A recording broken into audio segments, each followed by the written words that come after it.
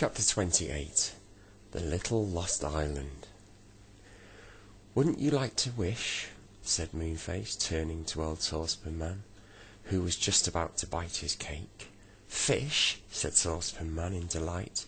"Yes, I do love to fish. I wish we were all fishing for a fine fat fish in the middle of the sea."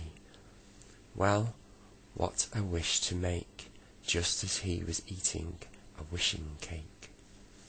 Of course, Saucepan Man didn't know it was a wishing cake, for he hadn't heard Moonface properly. Anyway, the wish immediately came true.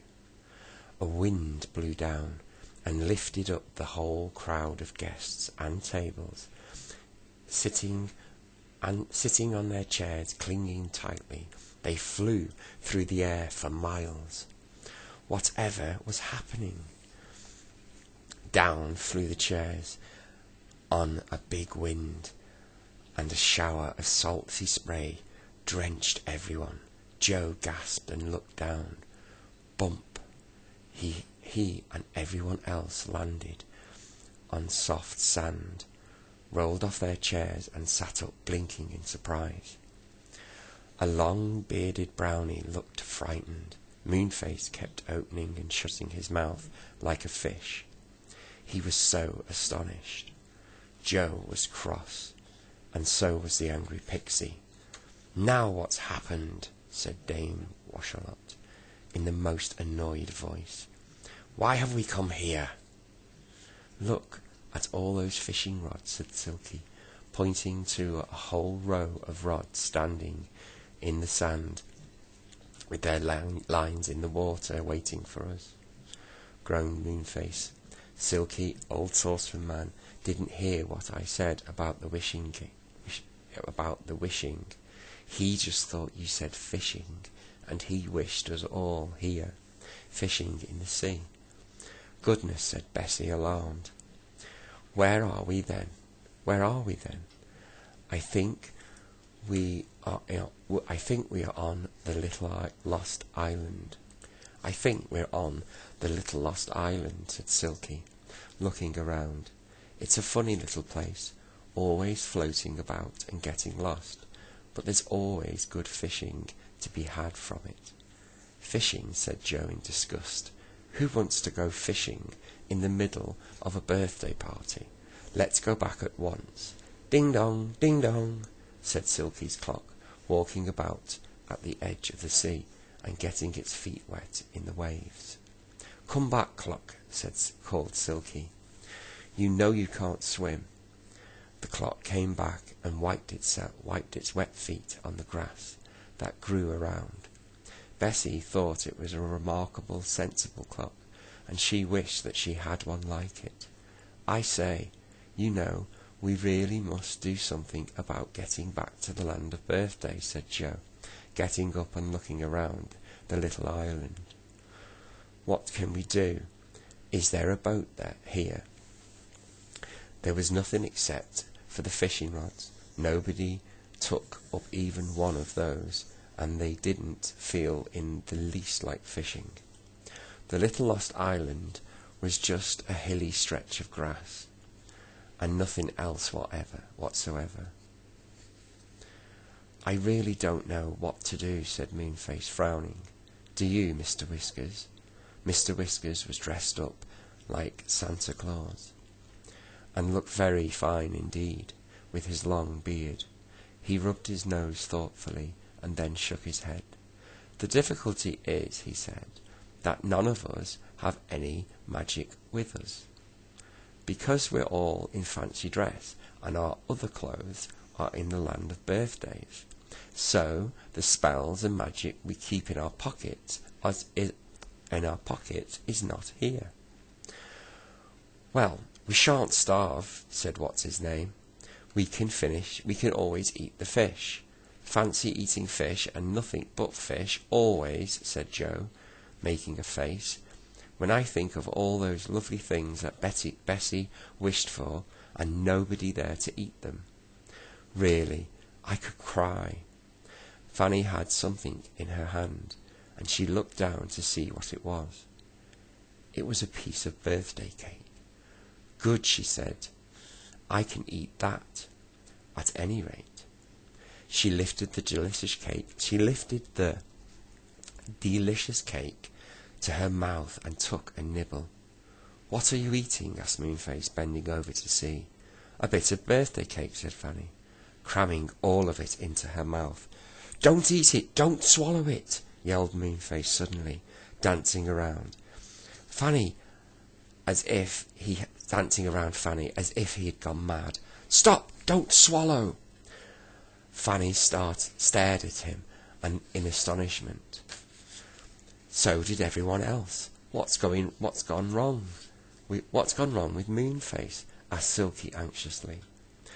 Fanny stood still with her mouth full of birthday cake, looking with amazement at Moonface. What's the matter? She asked, with her mouth full.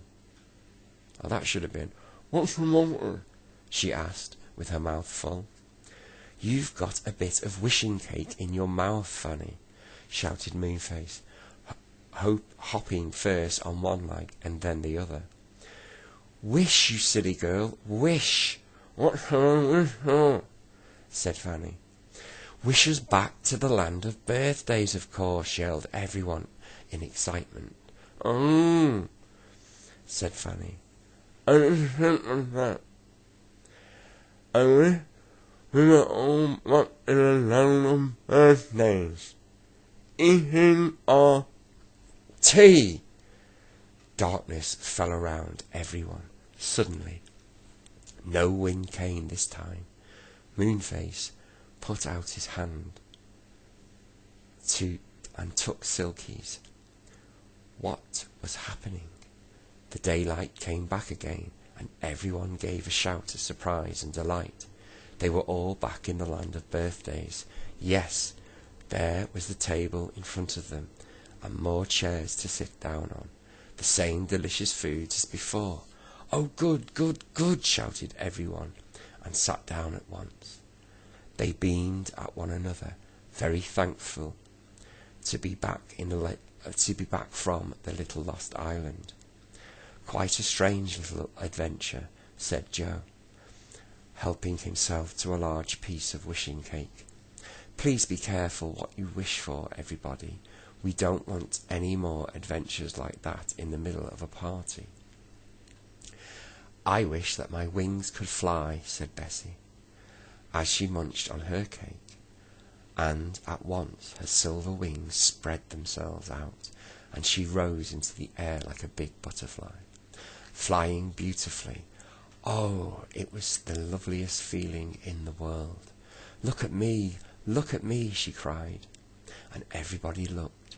Fanny called out to her, Don't fly too far, Bessie, don't fly too far. Bessie soon flew down to the table again, her cheeks red with excitement and joy.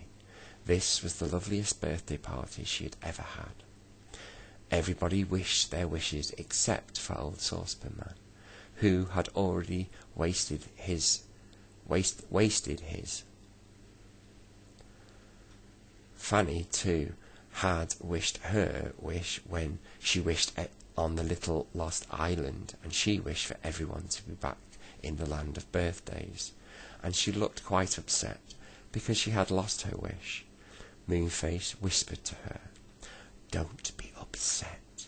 Tell me what you really want to wish, and I'll wish it for you. I don't want to wish for myself. Oh, Moonface, you are kind, said Fanny. Well, if you really mean it, I did want a doll that could walk and talk. Easy, said Moonface at once. I wish that Fanny had a doll that walked and talked. And at that very moment, Silky cried out in wonder and pointed behind her. Everybody looked, and coming along on small, plump legs was a doll beautifully dressed in blue, with a bag in its hand. It walked to Fanny and looked up at her. Oh, you lovely, beautiful doll, cried Fanny. It is the greatest delight. and she lifted the doll up to her knee and cuddled it up to her and said, I belong to you. I am your own doll. My name is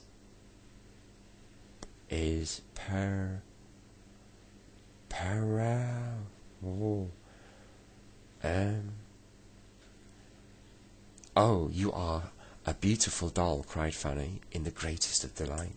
She lifted the doll onto her knee and cuddled it to her, and it said, I belong to you.